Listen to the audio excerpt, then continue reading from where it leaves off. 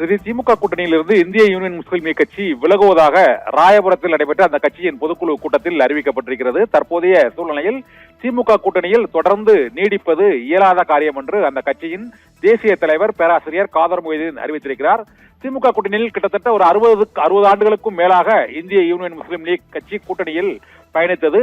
இந்த முறை 2026 சட்டமன்ற தேர்தலில் திமுக கூட்டணியில் போட்டியிட்ட அந்த கட்சியைச் சேர்ந்த ஷாஜகான் மற்றும் 2 சட்டமன்ற உறுப்பினர்கள் வெற்றி பெற்றார்கள். பாபநாசம் தொகுதி சட்டமன்ற உறுப்பினர் ஷாஜகான் சிறுபான்மை நலத்துறை அமைச்சராக அவர் இப்போது பொறுப்பு வைத்து வருகிறார். இந்த சூழ்நிலையில் வரும் உள்ளாட்சி தேர்தல் மற்றும் நாடாளுமன்ற தேர்தலின் போது கூட்டணி குறித்து இறுதி முடிவை அறிவிப்பதாகவும் எந்த கூட்டணியில் தொடர்வது என்பது குறித்து முடிவு அறிவிக்கப் போகிறோம் என்று அந்த கட்சியின் மாநில பொதுக்குழு கூட்டத்தில் அறிவிக்கப்பட்டிருக்கிறது.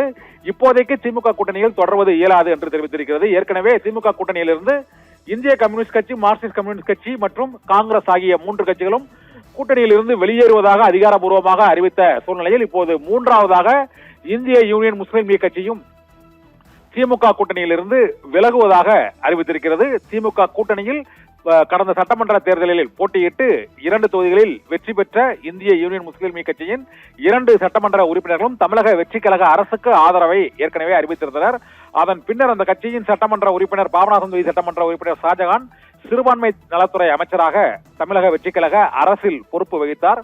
இந்த சூழ்நிலையில் மேலும் ஒரு சட்டமன்ற உறுப்பினர் அவருக்கு ஆதரவு தெரிவித்து வந்த சூழ்நிலையில் தொடர்ந்து திமுக தொடர்பாக அமைச்சராக பொறுப்பு வகித்த ஷாஜகான் பல்வேறு சர்ச்சைக்குரிய கருத்துக்களை தெரிவித்ததை அடுத்து திமுக தரப்பிலும் கடும் கண்டனம் தெரிவிக்கப்பட்டது. இதனால் இப்போதைய சூழ்நிலையில் திமுக கூட்டணியில் தொடர முடியாது என்று இந்திய யூனியன் முஸ்லீம் லீக் கட்சி வெளியேறுவதாக இன்று ராயபுரத்தில் நடைபெற்ற அந்த கட்சியின் பொதுக்குழு கூட்டத்தில் அதிகாரப்பூர்வமாக அறிவிக்கப்பட்டிருக்கிறது.